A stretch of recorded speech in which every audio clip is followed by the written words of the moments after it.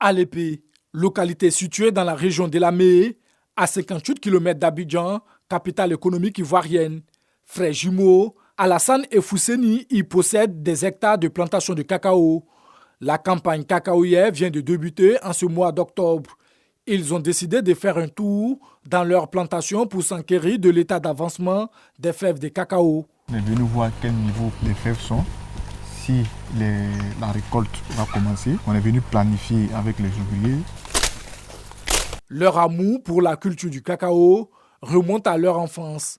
Conscients du fait que la terre ne trahit jamais, Fousseni et Alassane ont arrêté les études après l'obtention du brevet de technicien supérieur BTS pour se consacrer à la culture du cacao. La motivation est partie du vieux parce que ça a toujours été sa passion depuis tout petit. Il partait le rejoindre dans la plantation et vu l'amour qu'il avait pour ce travail-là, c'est ce qui nous a le plus marqué.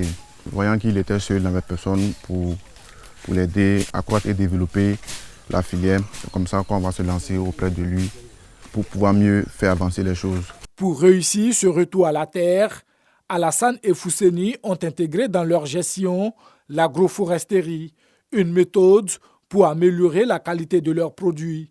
L'agroforesterie, c'est-à-dire qui consiste à planter tout type d'arbres dans les champs de cacao, en dehors du cacao. Vous voyez par exemple, il y a l'ananas, il y a les bananes, donc il faut que tout l'écosystème soit réuni. Et comme on le dit, la déforestation, ça n'a pas forcément d'impact sur l'environnement, mais ça a aussi un impact même sur la qualité du produit. Parce que quand il n'y a pas de forêt, il n'y a pas de microbiote. Et les microbiotes favorisent la fermentation des fèves de cacao. Donc c'est pour ça que comme vous voyez ici, on a toutes sortes d'arbres. On a même les cocotiers, on a même beaucoup d'arbres naturels qui poussent naturellement, qui aussi sont des acteurs même qui permettent la bonne fermentation des fèves de cacao. En plus de la production, Fousseni et Alassane se sont spécialisés dans la commercialisation à travers la création de l'unité interrégionale des coopératives de café cacao de Côte d'Ivoire, une organisation qui regroupe 2500 producteurs et plus de 40 coopératives sur l'ensemble du territoire. Aujourd'hui, nous les retrouvons dans les locaux de leur organisation. Nous sommes dans l'entrepôt, donc quand les produits sont déchargés, le produit est stocké ici. Donc quand le produit est stocké ici, ça veut dire que ça c'est magasin de stockage comment on appelle ça, de matières premières. Ici c'est 11 000 mètres carrés, donc on peut stocker en moyenne autour de 500, 600 tonnes. Donc ça dépend si on fait par pile, on peut prendre jusqu'à 1000 tonnes, mais si on fait sur les palettes, on peut être autour de 500, 600 tonnes. Dans cette entreprise, les frères jumeaux disposent également d'une unité de transformation spécialisée dans la valorisation des déchets de cacao. Donc ici, nous valorisons tout ce qui est cacao qui n'est pas exportable. Sur le marché international, le cacao de Ghana est plus cher que le cacao de Côte d'Ivoire parce que la qualité n'est pas trop améliorée. C'est pour répondre à toutes ces problématiques-là que nous avons créé. Nous nous sommes lancés dans cette activité qui est de donner de la valeur à tout ce qui est déchets de cacao et qui nous permet d'avoir les pâtes de cacao, le beurre de cacao, les pipés de cacao à partir de ces déchets de cacao-là. Les défis à relever pour Alassane et Fousseni demeurent l'augmentation de la ligne de transformation.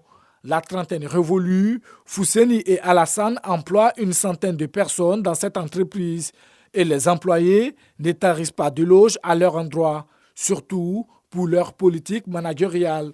Non pas un master ni un doctorat, mais du point de vue managérial, nous sommes aujourd'hui fiers d'eux. Nous sommes à la hauteur des grands managers de certaines entreprises qu'on ne peut pas citer. On ne fait que mettre en pratique ce qu'ils ont comme vision. Tout ce qu'ils nous demandent, c'est de mettre nos talents en pratique. Donc je pense que sur ce point-là, ils sont une fierté. Il n'y a pas de distinction entre le balayeur et le directeur. Chez eux, tout le monde est pareil.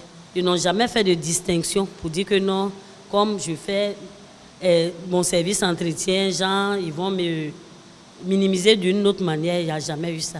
C'est le respect qui existe entre eux et moi. Quand il y a un problème, je vais directement les voir.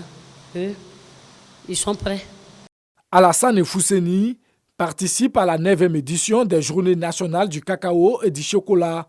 Une participation pour exposer les différents produits issus de leur usine de transformation. Natif de Divo, c'est dans cette ville de la région du Lot-du-Bois que tout a commencé pour Alassane Fousseni. Chaque retour dans cette ville renferme de nombreux souvenirs. Nous sommes nés ici, nous avons grandi ici, c'est à l'âge de 13 ans. 13 ans que nous sommes allés à Abidjan. Et depuis lors, le congé, les vacances, on ne manquait pas. Et donc on vient de temps en temps parce qu'ici, il y a la famille, il y a les amis.